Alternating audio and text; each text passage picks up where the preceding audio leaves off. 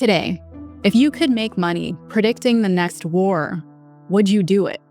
People making a lot of money on this is, to me, the least interesting part. But the way that this is changing reality, I think, is really fascinating and kind of disturbing. Prediction markets are booming, letting people bet on everything from the next best picture winner to the possibility of war. What happens when people have money riding on the worst thing happening? I'm Tamara Khandaker, and this is The Take.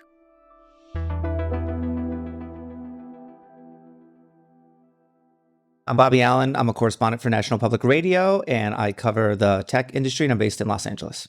Bobby Allyn, welcome back to The Take. I'm really, really excited to talk to you about something that's not Elon Musk, because I think that's what you were here to talk about last time. I've interviewed you about him, and we're finally not talking about him today. But I think what we are talking about is something that feels kind of spiritually adjacent. Yeah, no, definitely in some ways. Yeah, I took a bit of a pivot to plunge into the world of prediction markets, so here I am.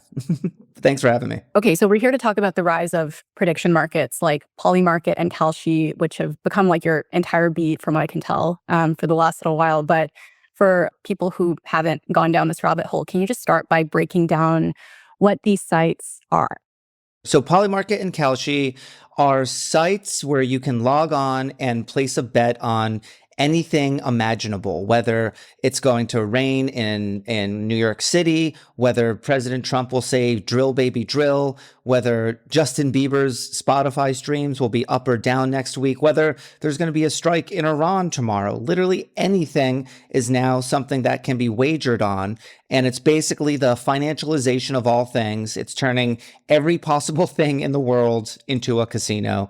And the reason why they have been thriving is because right now they're existing with almost no checks, no guardrails, and the Trump administration is just letting them thrive. Yeah, and we'll get into what's going on with the regulation later. But so basically, this is something where you can bet on every conceivable difference of opinion. Like if there is an outcome that people disagree on, someone could turn it into like a little yes or no casino. What's important to emphasize, I think, is like these used to be a thing in academia. Like academics for a very long time have been interested in this idea of, the wisdom of the crowd. What if we have a bunch of people who have skin in the game, so put up money on their opinion? Would that come up with results that are more accurate and more precise than like traditional polling, which, tends to have sampling problems, or the mainstream media, which doesn't always predict things correctly? And academics have found over the years that this wisdom of the crowd idea actually works. But now we have seen them totally unleashed into the world, and it's creating all sorts of second order effects that are sometimes really unsettling. Wow, that's really interesting. What are some of the wildest things that you've seen on these platforms, and how would you break down the kinds of bets that we see on there? Is it like mostly sports? Is it politics? Or what does it look like? Yeah, so for the two big ones here, Polymarket and Kalshi, they differ slightly. Kalshi, it's actually like 80-some% sports. Polymarket, it's less of a sports app, and it's more focused on what are known as mention markets. So these it's a type of market where like you're betting on whether someone's going to say something or not, which is really wild. And there's lots of far-flung, crazy ones on Polymarket. Like there's some that are that guy Brian Johnson. He's like the guy who wants to live forever. The blueprint guy. 3 years ago, I asked the most unthinkable and crazy question possible. Are we the first generation that won't die? Yeah, he gets all like the blood transfusions from his son, and he does all of these kooky things saying he never wants to die. There's literally a market like will he have sex next month? And the reason why there's a market on that is because he literally publicly announces on his Twitter when he has sex with his partner. It's very disturbing, and it's sort of like, what's the usefulness in this? There's other ones that are just like silly and kind of trivial, like will Elon Musk, speaking of Elon, like change his Twitter photo next week, and like one person knows whether that's going to happen or not. Elon, how does he not just tell his friend that he's about to do that? But the most the ones that really send me into a place of real concern about where this is all taking us are the prediction markets that can warp reality, right? The ones that can create an incentive for the real world to change in really disturbing ways. For instance, I live in Southern California. There's a wildfire season here, and there are Polymarket markets about how far wildfires will spread. Right? Is it this many acres or this many acres? How does that not encourage people to make the fire spread? If you have money on the line and you want this to sort of reach more acreage, why not just do it yourself, right? There's this whole question of like assassination markets, right?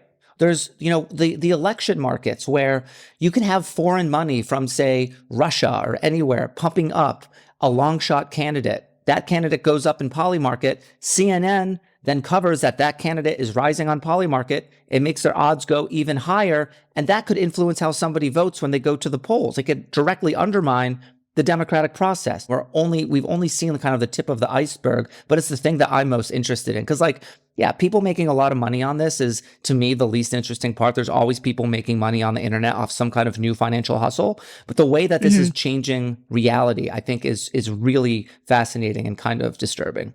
Yeah. And I want to come back to all the potential for misuse of these markets. But can you talk about how popular these platforms actually are? I mean, it feels like there's been this explosive growth, but Polymarket's actually been around for a while, right? Since 2020. Kalshi is even older. It started in 2018. But it's only recently that we've started to see them everywhere, like these partnerships with news organizations. Now they're embroiled in all this controversy, which we'll talk about. But the pivot point, it sounds like, was when Kalshi allowed election markets, right? Like around the 2024 election. Yeah, that's right. So it'd be good to explain, because a lot of people have some confusion about this. When you see a market on Kalshi or Polymarket, like you or I can't make that. They're made by the staff, and there's that firewall for a reason, because if not, I could make a market and say, what's Bobby Allyn going to say on the next episode of The Take? And then say it's the word elephant. And I'll say, hello, elephant, I just made some money, right? That would be a little too corrupt. They come from the staff. Kalshi listed a market on who would have control of Washington, Democrats or Republicans. And they knew that the position of regulators at the time was, no. We don't want betting on elections like this. This invites corruption. It invites insider traders. And they sued their regulator. And they won, right? And they won on this like very narrow technical ground where the courts looked at it and said, you know what?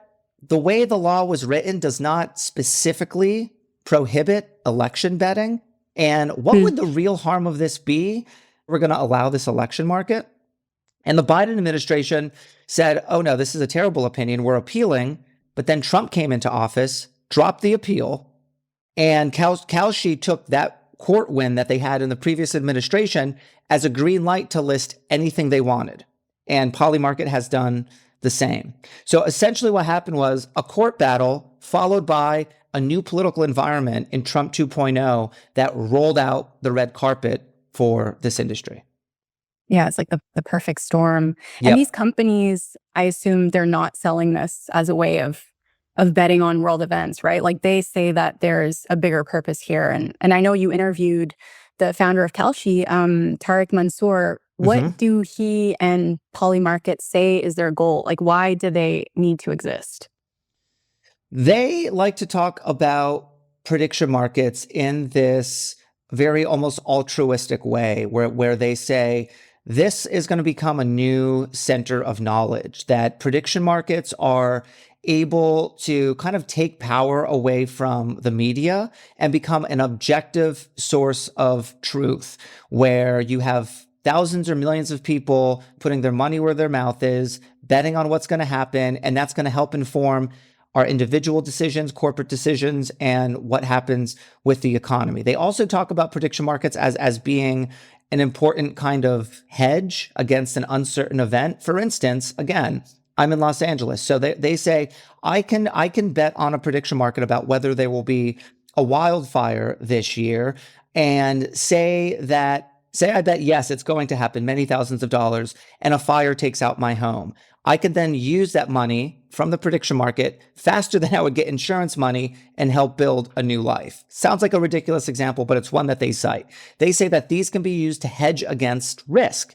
And the critics to that perspective say, Oh, really? I mean, what kind of risk are you hedging against when it comes to betting on whether, Justin Bieber's streams are going to be up or down, or on, how many bombs will Iran, drop today? What is that hedging against exactly? So when you really press them on how their platforms are carrying out their very cerebral, high-minded vision, they don't have a ton of examples, but this is the case that they make to investors and to the public that, wait a minute. We know you guys see this as a new form of gambling. It looks like betting, but there's an important societal function that these markets can play. And you said earlier that academics thought this might be a good idea and that it would produce accurate predictions. Has that turned out to be true? Like, do we have a sense of how accurate the predictions are on these platforms? I think a really big test of that is going to be the midterm elections in the US in November to see exactly how accurate they are. Because right now, the results are kind of mixed. One of the reasons why the Trump family so adores prediction markets is because both Kalshi and Polymarket called the last presidential election for Trump way before any polls or the media would. Right. And if there's, two companies that are saying he's going to win before anyone else will, they are not going to forget that. So it might sound like a small thing, but it's actually a huge thing in the eyes of the Trump family. But then there's other examples where these prediction markets totally whiffed and got it wrong.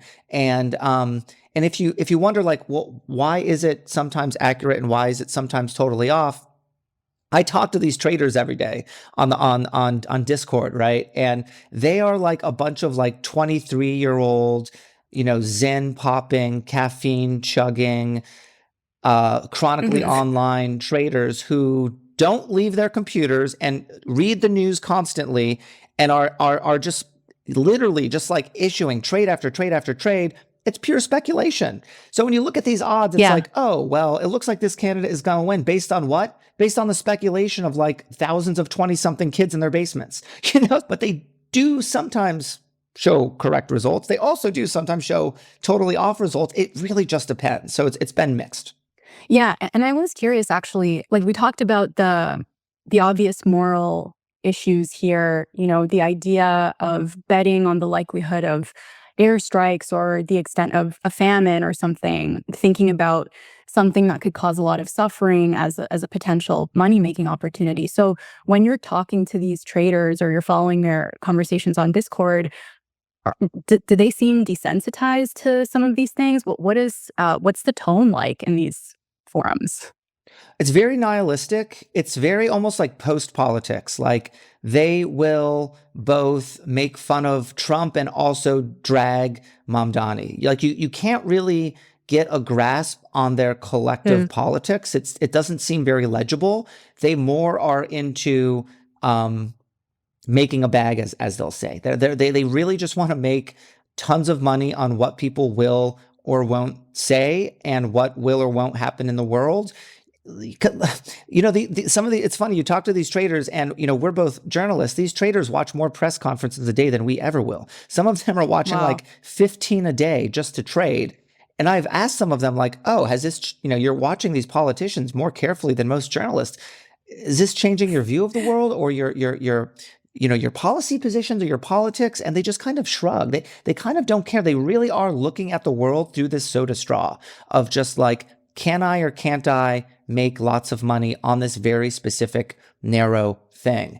And I often bring that up when I talk to the CEOs of these companies, because another one of their arguments for why they should exist is if everyone was betting on the news and world events, it would make the world a more engaged place.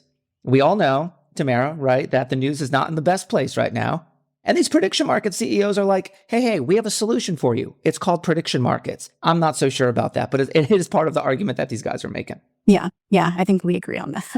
Okay, so let's go back to some of the kind of the ethical issues that you brought up, because this doesn't just feel wrong. There's all these practical concerns that have been coming up recently. So last week there was this kind of shocking example of alleged insider trading. A special forces soldier has been charged for making more than $400,000 by betting on whether or not Venezuelan President Nicolas Maduro would be removed from office. And here's the thing. According to the indictment, the officer participated in the planning and execution of the operation. operation and used that classified information to allegedly profit. I know you covered his court hearing last week, so did any more details come out about how he allegedly did this or how it was discovered that he allegedly did this? I mean, the only thing we have right now are the charging documents in terms of understanding like how exactly this happened. One big question people had as soon as this dropped was like, how did he get caught?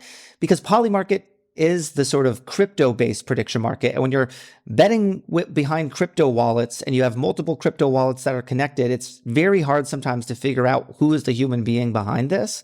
And he actually got caught despite being a really high, special forces army official who was privy to classified debriefs every single day. I mean, as a very high level military official, he got caught in the most banal way possible, which is he started a Polymarket account with his personal email.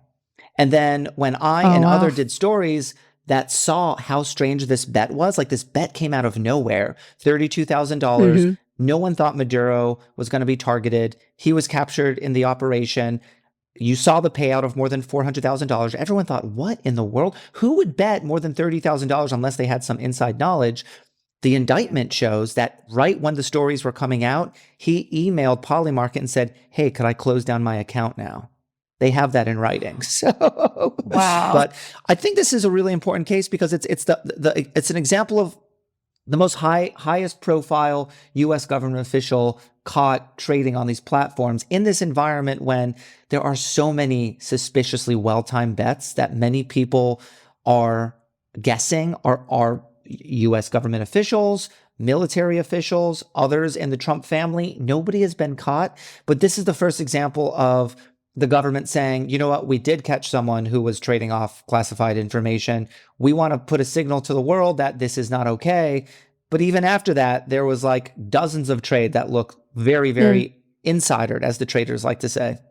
And they have not been caught. I actually just saw that on Thursday, the Senate voted to ban senators and their staff from trading on prediction markets, I guess, in response to this. Yeah, exactly. And we're seeing more of these kinds of very performative actions being like, we lawmakers in Washington declare we shall never log on to Polymarket. Why would we ever do such a thing? And we'll never tell our friends or family to do it either. Don't you worry. It's like, does anyone really trust or believe them? Like, I don't know about that. Yeah.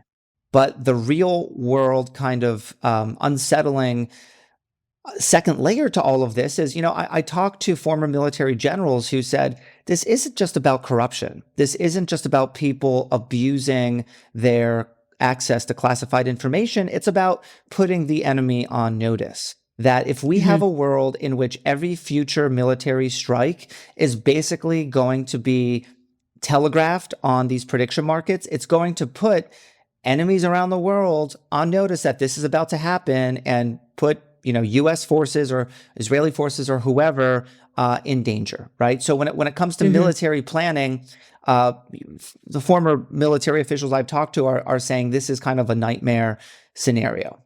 Yeah, I didn't even think about that. Yeah, if you're the opposing military and you're like, when is the U.S. going to strike? And you just see, oh my God, there's been millions of dollars saying in an hour. It's probably a pretty good guess that that's going to happen, right? Totally.